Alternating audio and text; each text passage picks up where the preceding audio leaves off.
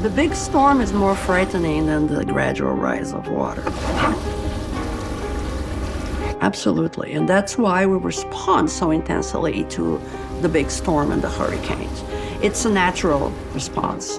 The upside of living by the water has always outweighed the drawbacks. But while most residents are used to the flooding and heavy rains that come with tropical storms, they are now facing a new kind of flooding, which comes from below the ground, often when there's not a cloud in the sky.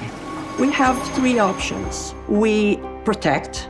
We try to build berms and walls and different areas. We accommodate the water. We build areas that can flood without damage. Or we retreat. If your place has been flooded 250 times a year, it's like, it's time to leave. We gotta get out of here. You can't escape it. Water is coming from the side, from below, from above. And I think Miami is at that point where they've got to decide, how do we solve the issues of sea level rise? We got to solve problems. We can't just talk about how bad they are. We have to also talk about what we're going to do to correct it.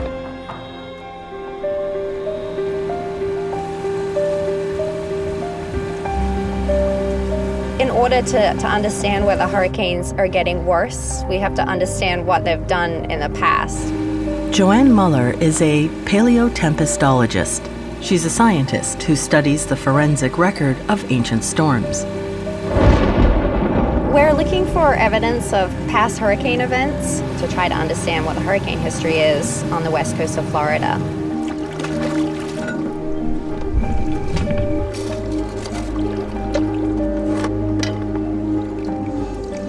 Every major hurricane to ever hit Florida's coast has left behind a calling card, like the sediment buried deep beneath this lagoon.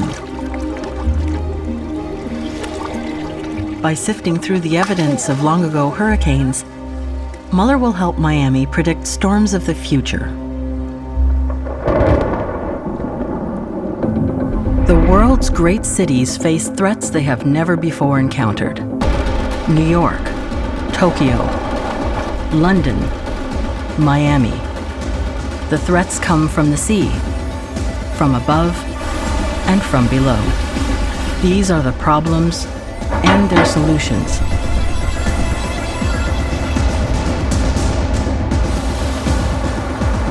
For when the water comes.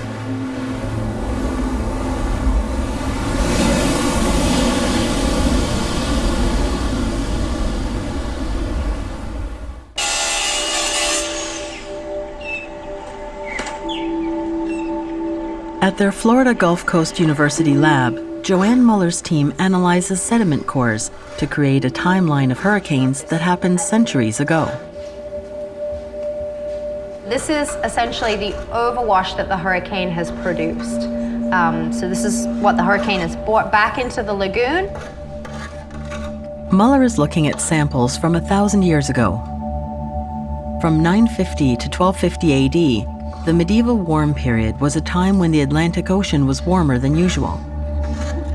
She finds that there's more sediment overwash and evidence of more hurricane activity in that period.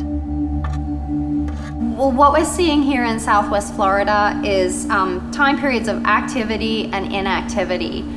And these time periods of activity are correlated with warmer sea surface temperatures in the main development region of the Atlantic. So for example, during the medieval warm period, when sea surface temperatures were warmer, we see quite a few more overwash layers during that time period, whereas during the Little Ice Age, which was a relatively cooler period, sea surface temperatures were relatively lower out in the main development region. We don't see any overwash layers. With Atlantic Ocean surface temperatures now rising, Muller's research indicates that Florida should expect more hurricanes in the 21st century. So what this is telling us is that when sea surface temperatures are warmer, we tend to see more landfalling storms here in Southwest Florida. And we should be expecting more storms like this.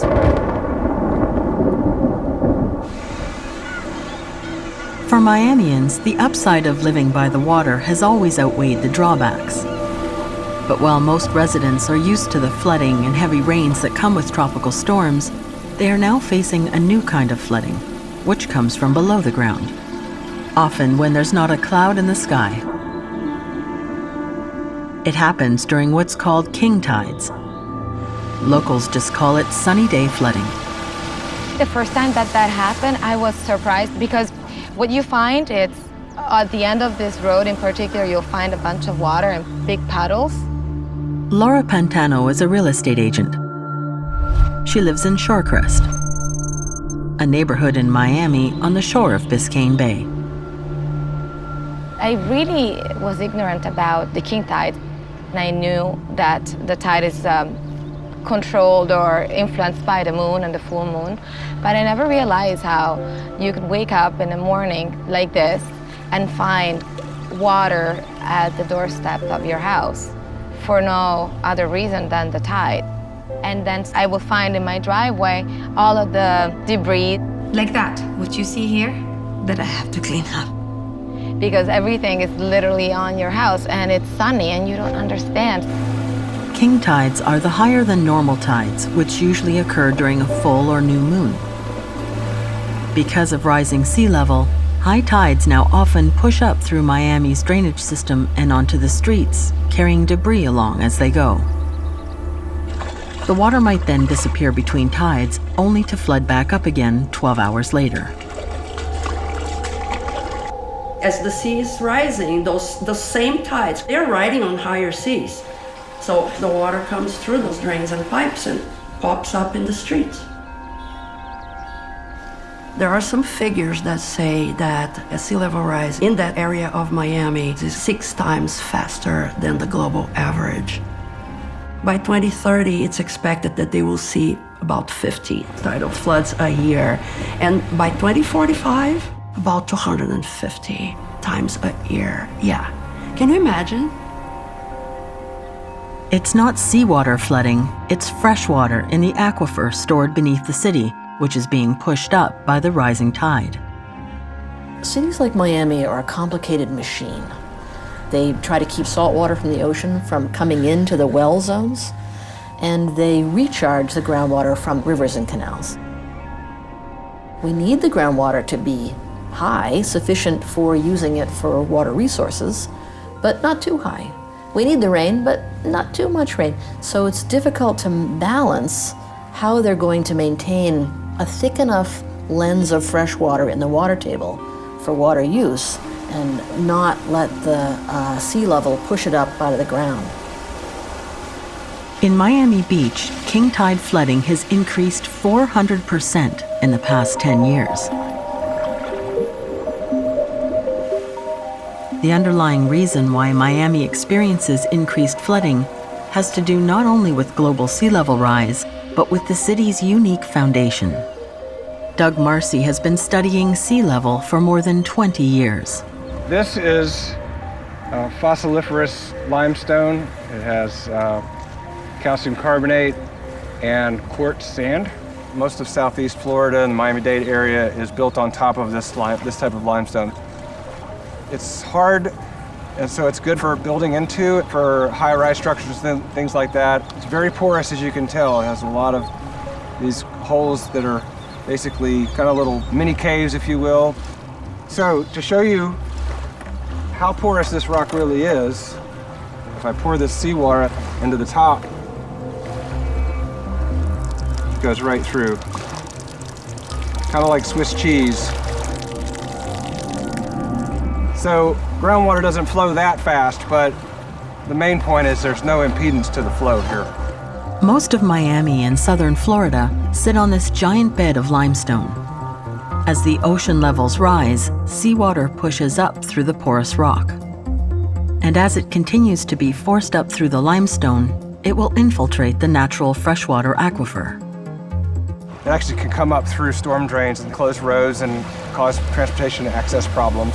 Also can cause problems with businesses and whatnot. So as the saltwater wedge moves in and drinking water wells come in contact with that, then they'll start to become higher salinity values and they won't be able to use that for drinking water anymore. But it's not just salt contaminating Miami's drinking water. There's an even worse problem. 20% of Miami-Dade still uses septic tanks to collect sewage. And as the water seeps up to the surface, it gets into those tanks, causing the floodwater to mix with the sewage inside. It's definitely not clear, fresh water. It's muddy, it's for sure contaminated. And it travels to your house, to where your children walk barefoot. The city of Miami advises residents not to come in contact with the floodwater and to wash immediately if they do. James Murley is Chief Resilience Officer for Miami-Dade County.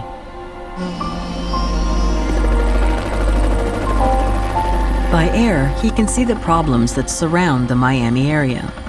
Problems that were right there from the beginning. When man intervenes in nature, you end up with a lot of unintended consequences.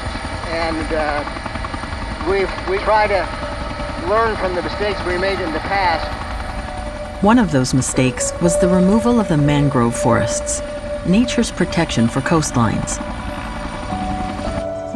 This is what Miami looked like before it was developed. All along here, everything you see green is mangrove.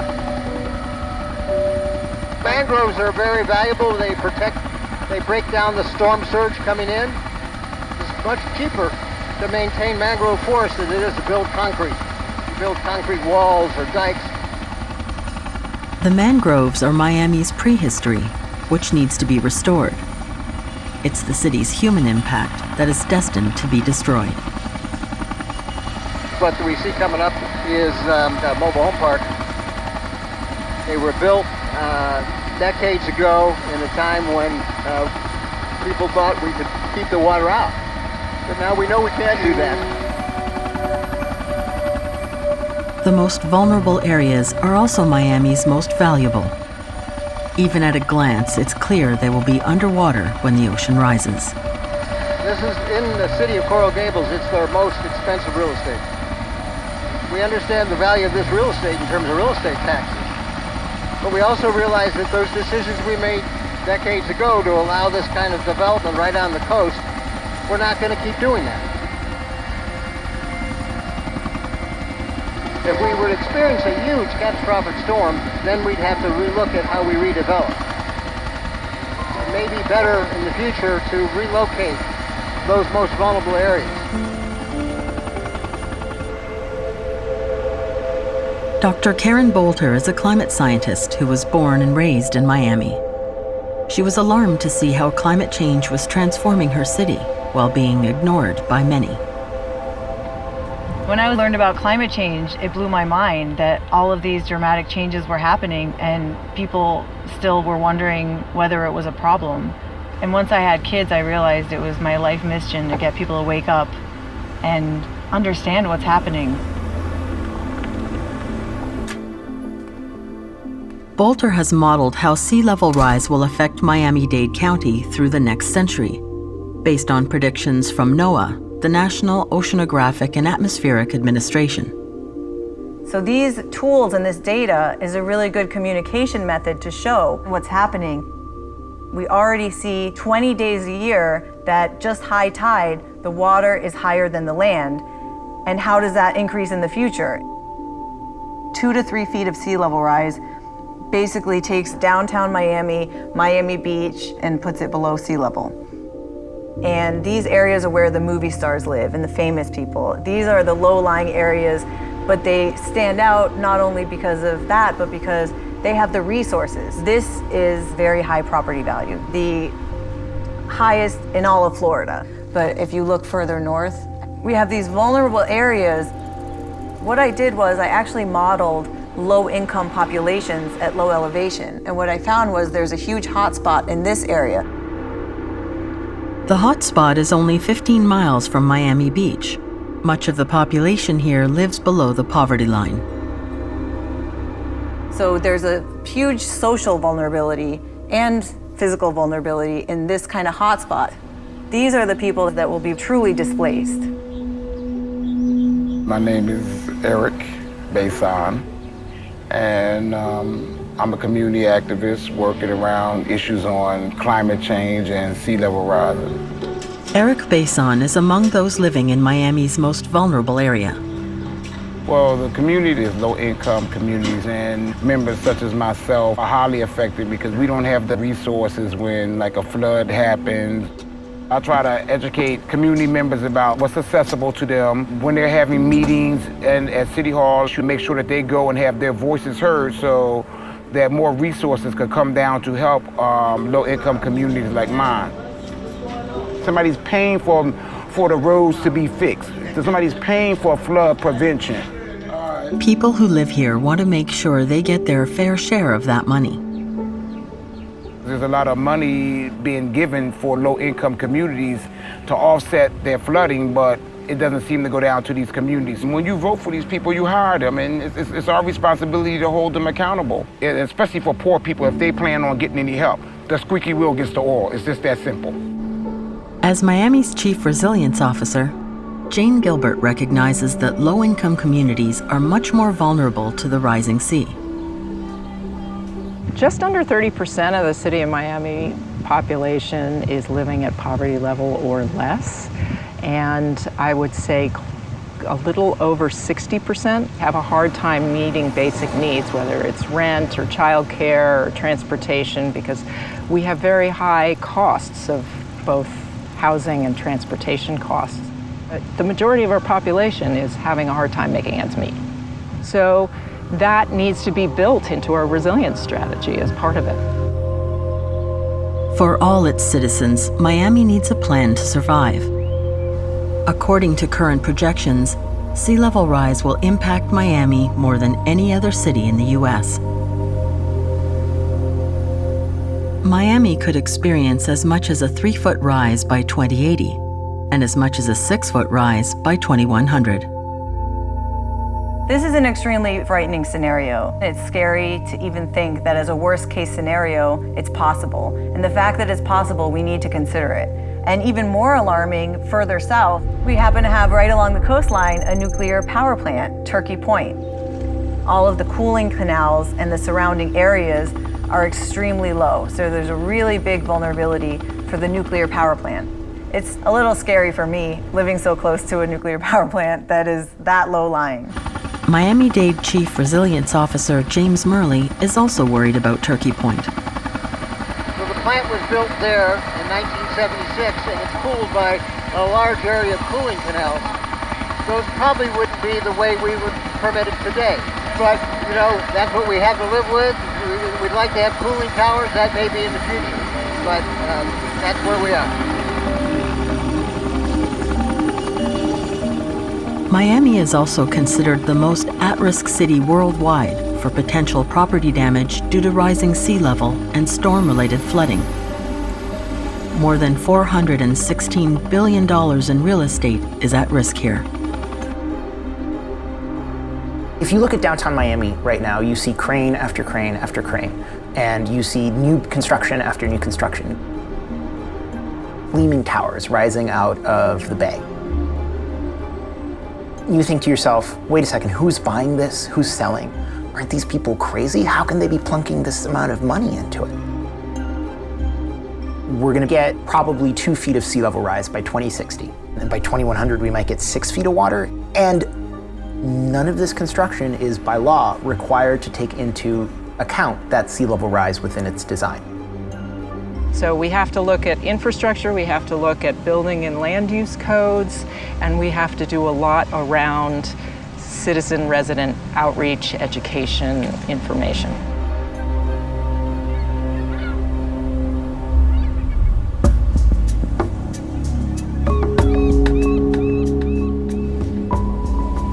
If Miami Beach is underwater within the next century, these buildings are doomed. How much is the real estate at Miami Beach worth when the beach is gone? So I think that Miami Beach goes eventually. If you look at the incomes of people in Miami Beach, North Miami, the high income zone is still along the saltwater shore zone.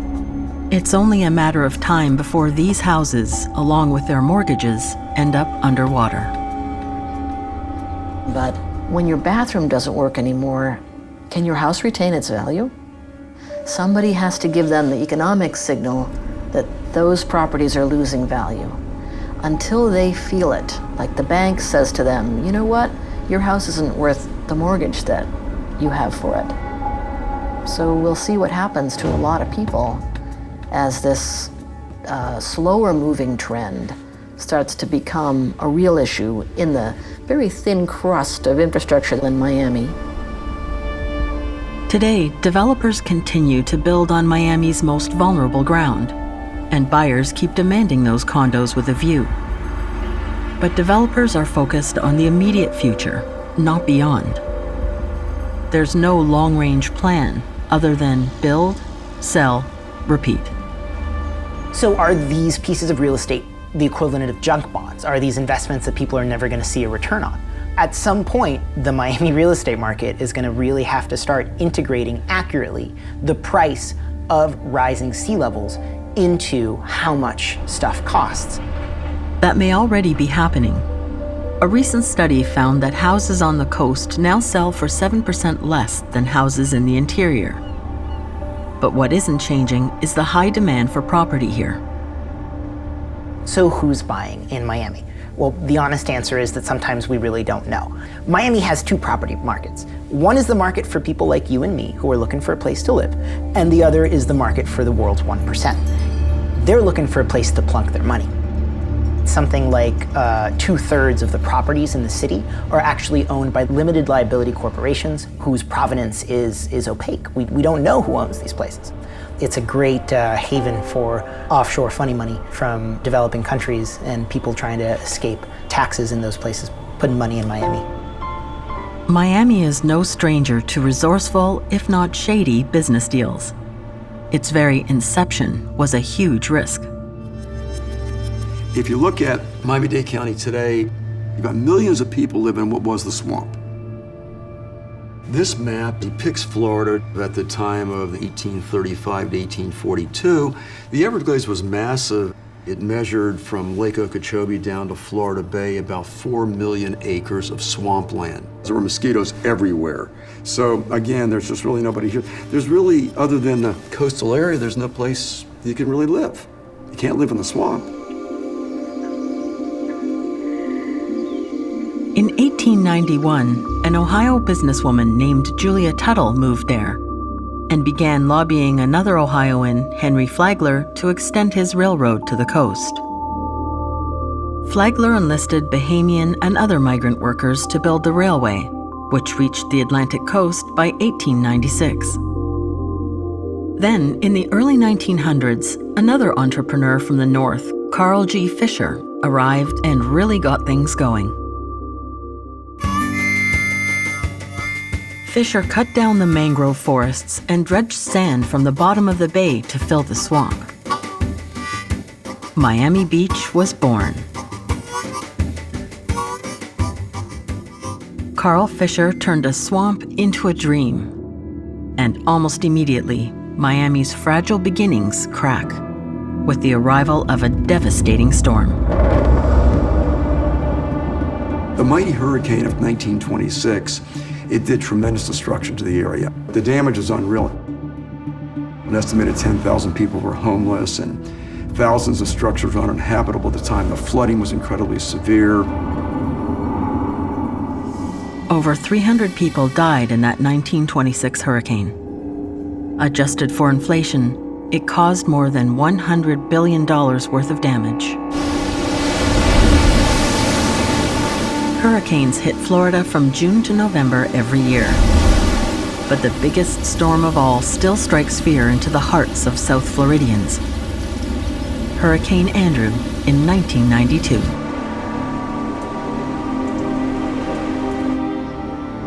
It's a night that changed the lives of Miami's Peterson family. The evening before the storm hit, I think we were at a store. We were out to dinner, I believe. Something, but we didn't take it as seriously. We heard the news was on maybe the television that was in the restaurant, and it said that Hurricane Andrew has taken a severe turn to the west. But Hurricane Andrew suddenly changed course and intensified, confounding the experts. The state quickly called for an evacuation of more than 1 million residents. The police came and they said, if you're not leaving, give us next to kin, please. So that kind of sealed the deal. But the Petersons, unable to move quickly enough, found themselves trapped in their home with no way to protect their young son. And this is Brian, he was 4. So get in your closets, put the mattresses over the opening of the closet, and protect yourself from any debris when your windows break, and your windows will break. I remember my dad having to carry me on his shoulders, the water being so high that it was up to his chest, and me sitting on his shoulders, I could feel it on my toes, and I'll never forget how cold the water was. I remember the roof being gone. I remember the entire neighborhood looked like somebody had just flattened it out of a pop-up book. And I remember my son saying, "You can go through a hurricane and think you die." Because we would have pillows on him in case any. It was scary. Still bring tears to me. A wall of seawater rushed in. 173-mile-per-hour winds sent deadly debris hurtling through the air. In the middle of the night, while we were watching out the window, we saw the green lightning, which wasn't really green lightning. It was the power substations exploding.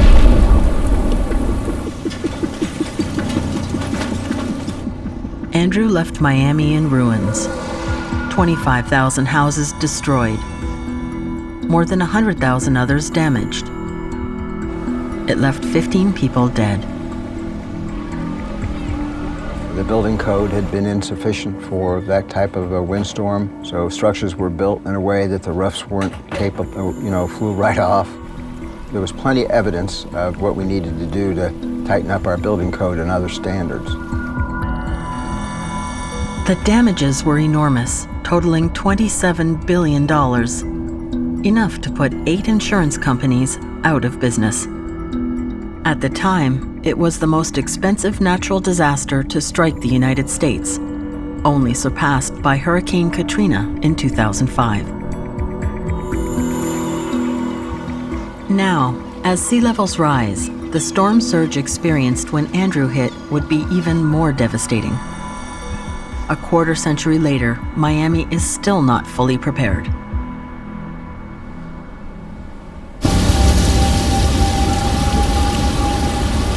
September 7th, 2017. Hurricane Irma barreled toward Miami.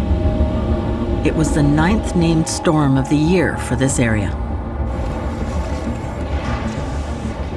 We were thinking of water surge of, 20, 30 feet, which means, it's a whole house, it's gone. I was prepared for the worst. Facing the prospect of a Category 5, the most intense storm possible, Miami did the only thing it could: evacuate.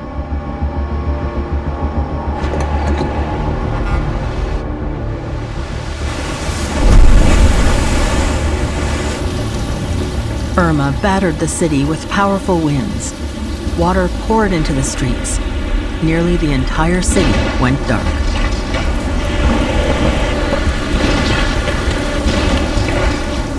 In the aftermath of that storm, Miami was forced to reckon with catastrophic damage.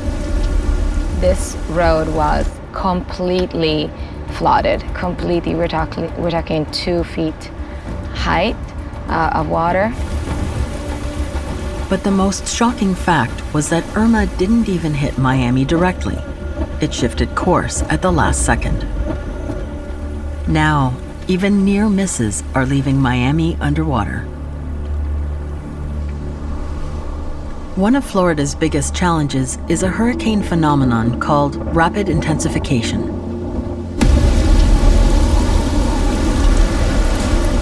All Atlantic hurricanes start near Africa, and most grow or dissipate predictably as they make the crossing. But as they approach the Gulf of Mexico, they encounter warmer waters. Together with other weather conditions, such as wind shear, rapid intensification becomes deadly. And as forecasters know, it's almost impossible to predict. The nightmare scenario is the storm that intensifies rapidly and catches people by surprise. Brian House does research in an attempt to predict rapid intensification with more accuracy. The relatively simple explanation is what, it's the heat coming off the ocean. The heat takes the form of the temperature, the sensible heat we call it, and then the more critical component for development of a hurricane is the latent heat, the water that is evaporated. So I think that's probably the part that maybe not as well understood, is really the evaporation at the surface. Then it's also slowed down by the interaction with the ocean itself, the waves on the ocean. That's the friction that it's spinning over. Despite centuries of hurricane research, predicting rapid intensification is still next to impossible. Cracking that code may help preserve Miami's future. And you need to know these things as soon as possible, because you can't make these decisions at the last minute in a place where 4 million other people are making the same decision as you, and there's 2 roads to get out. So the sooner we can get good forecasts that everybody can trust, the sooner the people can make intelligent choices about whether they are evacuating their house, to what level they protect their house. A wave generator at the Rosenstiel School of Marine and Atmospheric Sciences allows House to collect data he can't get from real hurricanes. What's unique about our facility here is we can take a decently sized chunk of water and we can recreate controlled hurricane conditions over the top of that chunk of water and really try to understand what happens right at the interface. And we can use that information in computer models to predict the intensity of the storm. A lot of these processes, the heat transfer and the spray generation, all that, are really happening at small scales. We can create those conditions here, and we can understand what's happening right at the interface, this spray that's coming off, and how that contributes to the transfers of heat up into the storm, and also how it contributes to the way that the storm feels the friction of the surface.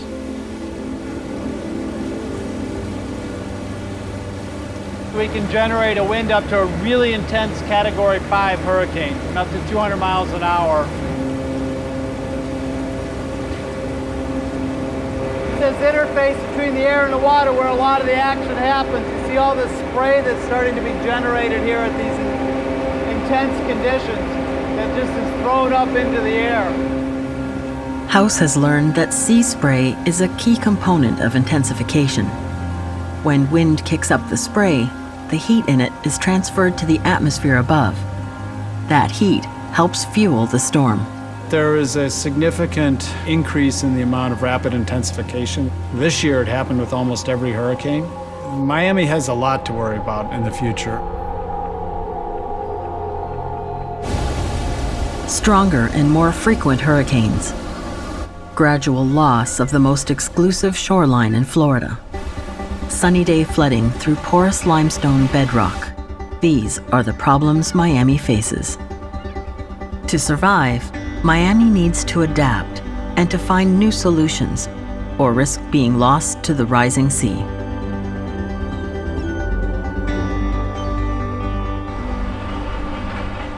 The development along Miami's shores is still primarily vertical towers, rising out of its Swiss cheese limestone foundation. However, an increasing number of them are designed with resilience in mind. So if you're talking about a dense urban downtown where you have lots of high-rises, you can invest in infrastructure to raise things, build strong flood barriers and pump and piping systems, and raise roads over time to live with that water. With our project Grove at Grand Bay, we raised the terra firma, or the ground level, 20 feet into the air. The Grove at Grand Bay is one of dozens of condos being built on the water in Miami. But it's not like any condo that came before it. Project leader Kai-Uwe Bergman's design is part of Miami's ambitious new building code for the 21st century. Because of sea level rise, the city is literally acknowledging that that will occur, and that properties that are being developed now actually move higher. All new developments along the city's coast must be raised by almost 13 feet. They must also be built to withstand flooding without being crippled in the event of a 15-foot storm surge. The plan does stipulate that any of the sort of mechanical rooms are above the flood stage, or in this case, the ground floor. Miami's plan is just a Band-Aid in the face of rising seas. The city needs to look much further into the future if it hopes to survive the inevitable. So we have a Citizen Sea Level Rise Advisory Committee that is made up of engineers, ecosystem naturalists, land use attorney, architect, developer, someone representing some of our low-income communities, and they're advising us on policies, advising our commission on how to approach it. But it'll take much more than committees and consultations to stop the water that's already at Miami's doorstep. You can't escape it. Water is coming from the side, from below, from above. And I think Miami is at that point where they've got to decide, how do we solve the issues of sea level rise? I do, however, think that we as humans, if we're posed a challenge and there's a way to solve it, we will find the energy, the resources to do it.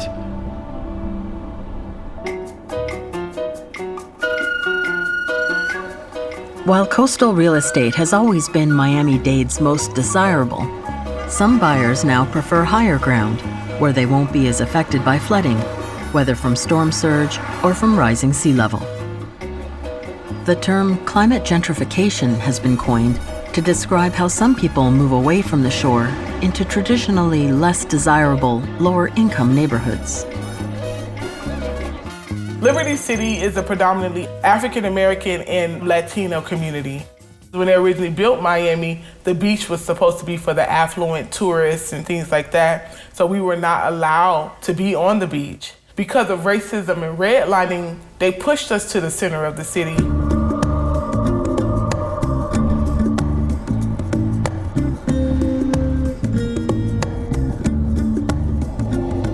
And now they're trying to take it away after all these years when they didn't want it, because the place that they love so much is going to be underwater. We're starting to see a lot of developers come in and buy up blocks at a time, taking over communities. The gentrification that's been transforming neighborhoods across America has taken a unique twist in Miami.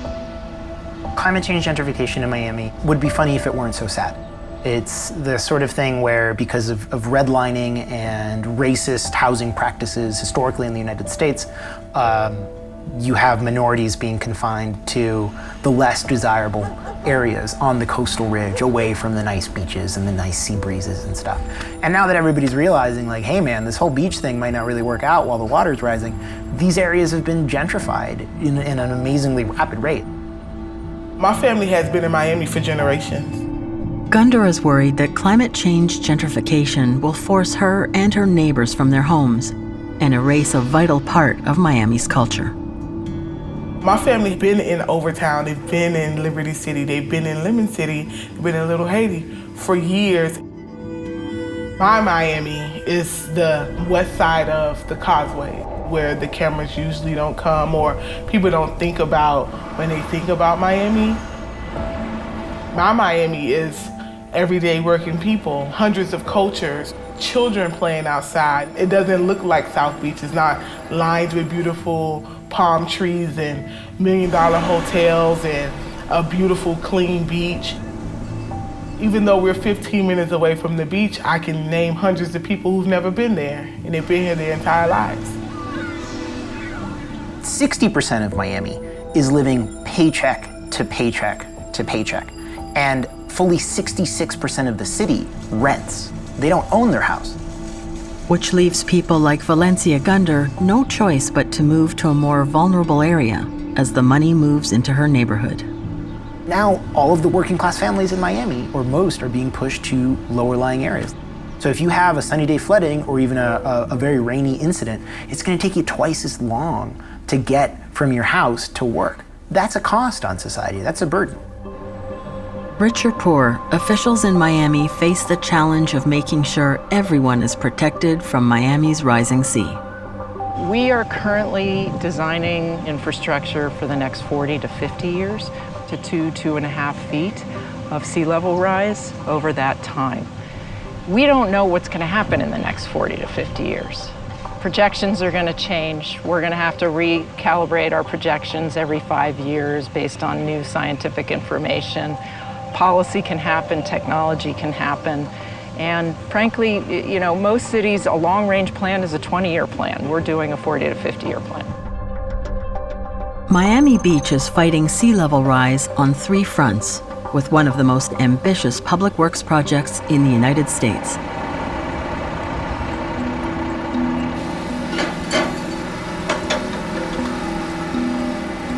This is a very exciting time for an engineer to actually see what they've designed and actually seeing it actually come together. When Bruce Mowry was the chief engineer of Miami Beach, he had the Herculean task of keeping the most vulnerable area in all of Miami dry.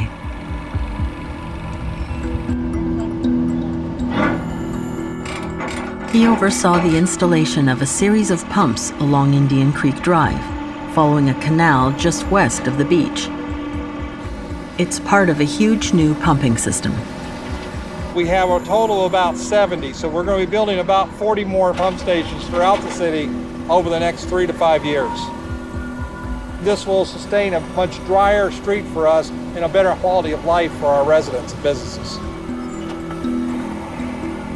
The pumps are part of a $500 million initiative to send seawater from the streets into the nearby canals at a rate of about 5 million gallons per minute, reducing the impact of king tides. Miami's first challenge is to get all that water out of the city and back into Biscayne Bay. Then the way that it works is after the pump station treats the water collected to the entire drainage system, that pump station pushes the water through an underground system and discharges into the bay after treatment. The water from the pump station gets sent to a treatment station south of the city's core, where it gets purified with waste held in tanks. The clean water then gets pumped back into Biscayne Bay. We can't retrieve 1 inch. We don't have any land available to say, we'll let that part go. We need to defend at the waterfront now. The second front of the plan involves raising seawalls along Miami's canals and creeks. This wall was constructed approximately 75 years ago, and this was a level at which they were anticipating tides or high waters to come in. During high tide, water will actually come over here. And so we're looking at a wall well over 4, almost 5 feet higher than the existing walls built 75 to 100 years ago. We believe it's necessary because of what the expected sea level rise, that this is going to be our standard requirements. This is a very direct indication of how climate change and sea level rise is changing the conditions in this world. But because of Miami's porous foundation, even Miami's Chief Resilience Officer, Jane Gilbert, is skeptical that raising seawalls is an effective long-term solution. Even if you have the barrier there, the water comes up from behind and creates its own flooding event. So we need to learn over time to live with that water. Living with the reality of rising water requires a third front in the battle, something far more radical. What the city has done is they actually went into some of those low-lying streets and started raising them incrementally. Now, what we're raising today may not be the final elevation 50 to 100 years from now, but it's not appropriate to try to raise in a developed city all at one time. The greatest challenge in Miami Beach is the substrate of our soil. We live on a barrier island made out of limestone, coral, and sand. The water's coming up as much as it's coming over any seawall, and if we don't elevate our land and literally have our infrastructure above the water, it's going to come in and flood anyway. The best example of elevation can be found in Miami Beach's Sunset Harbor neighborhood. This was the most vulnerable area of our community at the time. The area we're standing in now during high tide events would be water in the streets. We literally see people kayaking in the streets. It was so low. So we started here, and this area was raised 30 inches in many spots. This restaurant's patio was once popular for people watching. Now its tables are below street level. The elevation difference between where I'm standing and what you can see was the original elevation of the sidewalks and streets. So when we finish these neighborhoods, we bring soil in from the mainland. We install underground pipes. We'll build our road bed, our drainage structures, and pave the road, and it'll be 30 inches higher. Sunset Harbor is a 6-block neighborhood in South Beach. Raising the streets there took 2 years and $27 million. That's 2 years of roads blocked, a lot of dust from road construction, noise, just interrupting normal life routine. But the bottom line, they suffer for 2 years to rebuild a community like this in exchange for 30 years of security. Many believe it's too little, too late, and that a 30-year lifespan is too short before the rising seas force Miami Beach to do it all over again.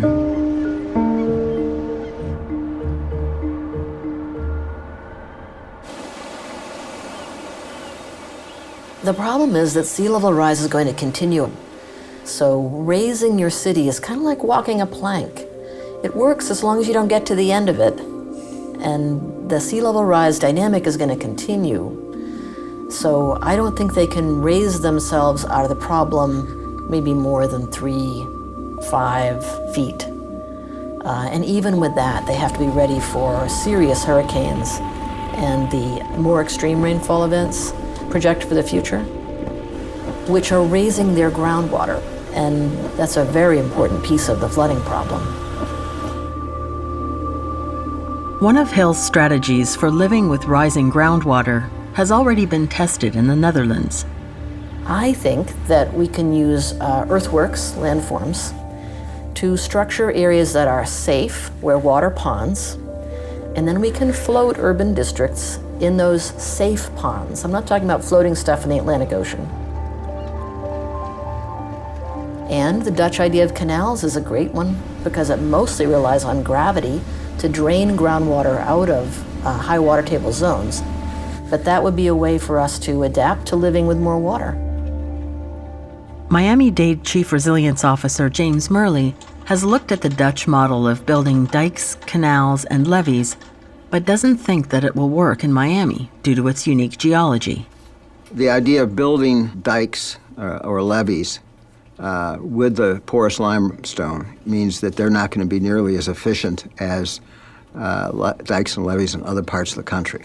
They will have an effect of lessening an onrushing storm surge, but the water itself is going to go right underneath through the lime rock, and it's going to raise the freshwater water table. And it's a situation that is unique to our geology, and we have to work with that as we move forward.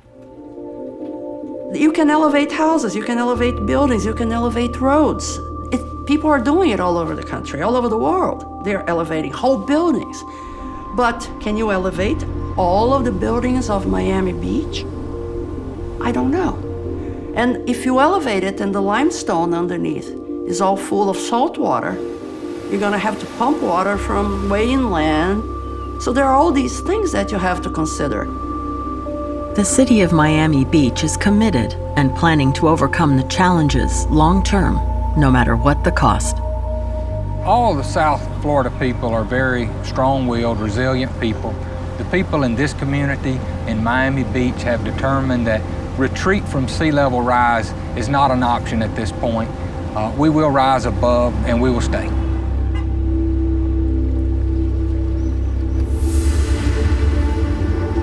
One building here is a shining example of what Miami could do to face the future.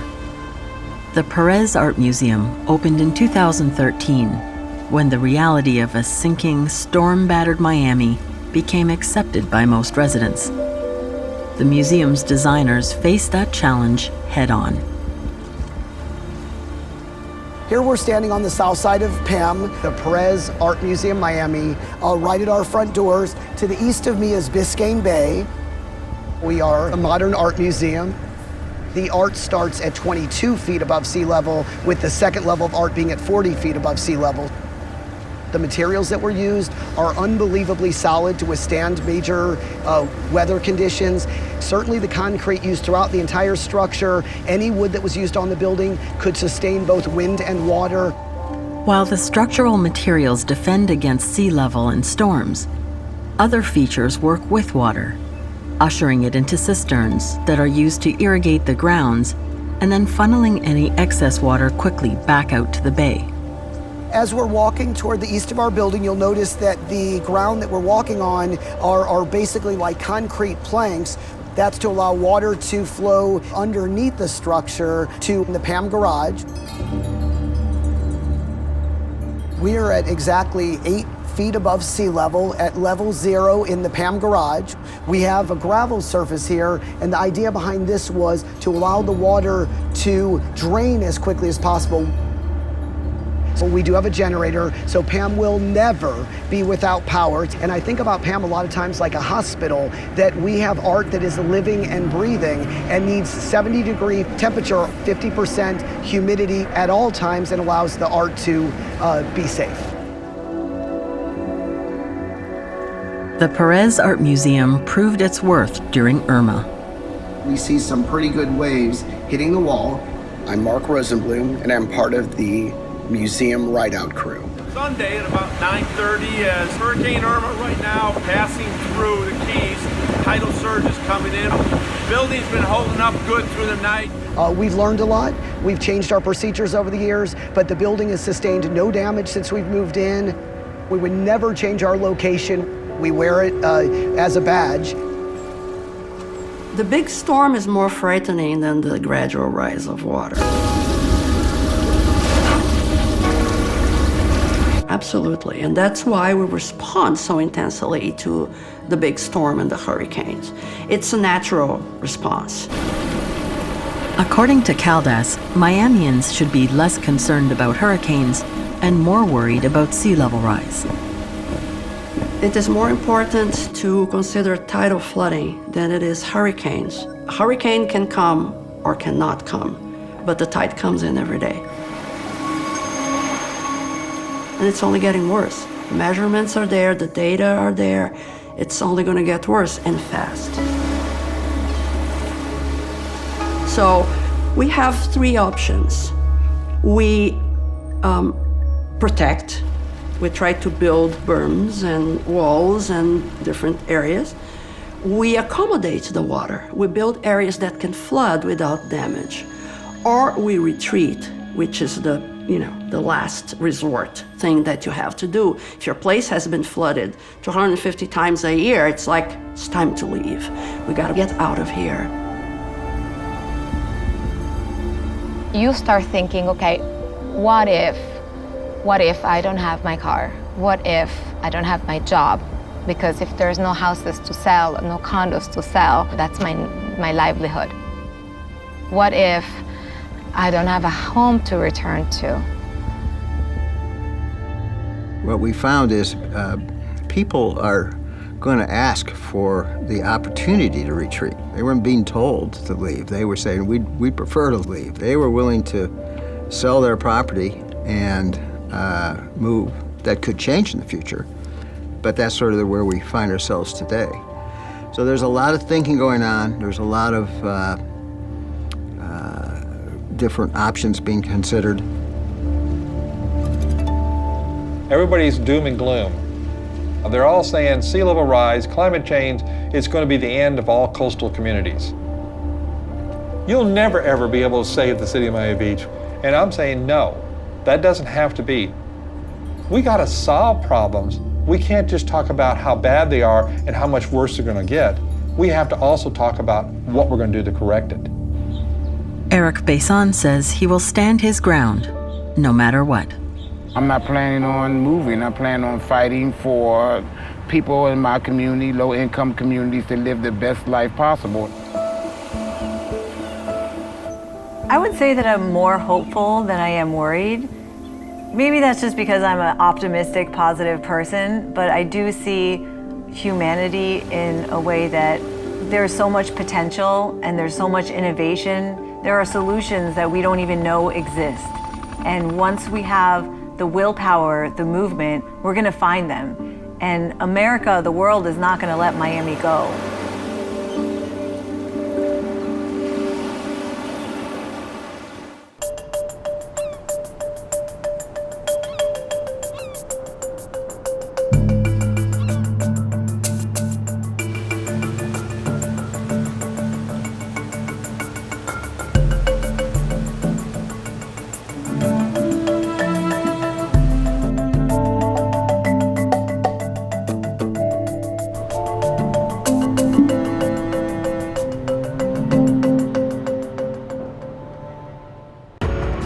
Major funding for Sinking Cities is provided by Dr. P. Roy and Diana T. Vagelos, with additional funding from Sue and Edgar Wackenheim III, and the Mark Haas Foundation. Sinking Cities is also supported by the Arthur Vining Davis Foundations and by viewers like you.